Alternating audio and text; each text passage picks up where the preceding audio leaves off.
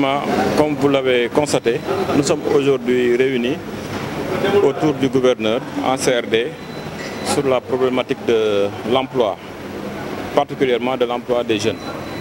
Vous n'êtes pas sans constater aujourd'hui qu'au Sénégal, la problématique de l'emploi se pose avec acuité.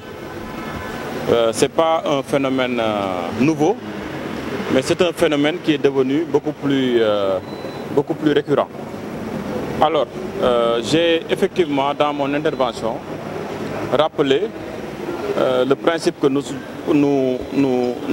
vivons depuis un an, une situation particulière qui est liée à la présence de la pandémie à Covid-19. Ça, c'est la première digression que je dois apporter. La deuxième digression, le corollaire, c'est que quand on est en période de pandémie, effectivement, il y a souvent ce qu'on appelle les privations de liberté. Et qui parle de privation de liberté pose la question de l'impact économique que ça peut avoir sur les ménages, surtout sur les menus emplois. Parce qu'il y en a dans les secteurs, dans différents secteurs, qui travaillent la nuit comme qui travaillent le jour. Et je pense que quand il y a privation de liberté, automatiquement, ça constitue un impact économique au niveau des ménages. Et c'est tous ces facteurs cumulés qui font aujourd'hui que, effectivement, il y a eu je m'excuse du terme, ce ras-le-bol, en tout cas des jeunes. Maintenant, nous sommes effectivement réunis auprès du gouverneur pour parler de la problématique de l'emploi. Moi, je suis invité en tant que maire de la collectivité territoriale de Patte d'Oie. C'est pour cela que, d'abord, j'ai attiré l'attention du gouverneur sur la vocation de la collectivité territoriale de la Patte d'Oie. Aujourd'hui, la vocation de la collectivité territoriale de la Patte d'Oie est une vocation verte. Pourquoi on le dit? C'est parce qu'une bonne partie de la collectivité territoriale, en tout cas, est abritée par le technopôle. Et dans le technopôle, c'est des zones d'hibernation pour le maraîchage, pour en tout cas le développement des emplois verts. Donc nous sollicitons de la part, en tout cas des décideurs, qu'ils puissent adapter leur financement aux besoins de la collectivité territoriale.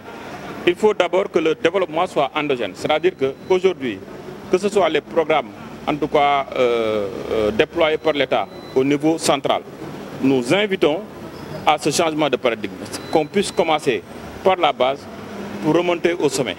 Pas à initier des projets au niveau stratégique pour les faire descendre à la base, mais plutôt l'inverse, c'est-à-dire que le bottom to top, comme le disent les anglophones. Donc c'est les éléments que nous avons apportés. Aussi inviter les structures faîtières de jeunes à prendre les collectivités territoriales comme des partenaires, parce que nous ne pouvons pas être en compétition avec des structures de jeunes.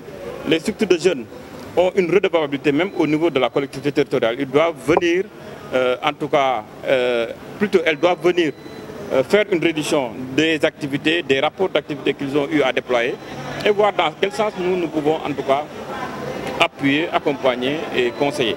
Et vous dire aussi en dernière, que nous avons décidé au niveau de la commune de la Patte d'Oie, bien que nous savons que la question de l'emploi est une question, ce n'est pas une compétence transférée. Aucun État même n'a pas la prétention de donner de l'emploi, de faire du plein emploi.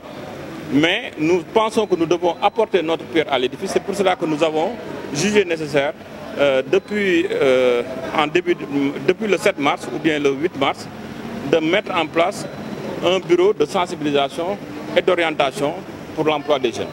C'est-à-dire que ce sera un bureau spécifiquement qui sera destiné à accompagner en tout cas les besoins en formation, à orienter les potentiels bénéficiaires, à les orienter auprès de l'État, à voir comment on peut après ça aider en tout cas à les encadrer.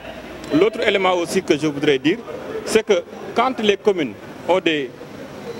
collectivités territoriales ont des projets d'infrastructure, il faut que l'État puisse accompagner.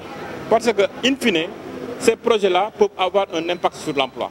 Parce que si tu crées une infrastructure marchande, si tu procèdes à une réhabilitation de centres commerciaux, par exemple comme le marché de Grand Médine, comme la devanture de Nabil Choucair, qui sont à l'arrêt aujourd'hui, si c'est à l'arrêt, c'est-à-dire que tu étouffes en tout cas le potentiel d'emploi que la collectivité territoriale voudrait créer. Tous ces éléments combinés pourront participer en tout cas à booster l'emploi au niveau des collectivités territoriales. Nous pensons aujourd'hui que l'État est assez conscient, le président de la République au premier chef, et nous pensons que ce CRD-là puisse en tout cas déboucher sur vraiment de bonnes conclusions pour le bien-être des jeunes. Mais j'ai dit aussi tantôt dans mon intervention que les jeunes ne devraient pas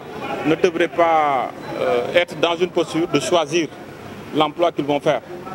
Si on est jeune, on doit d'abord travailler à avoir une expérience. Et c'est cette expérience-là qui va te forger dans le long terme.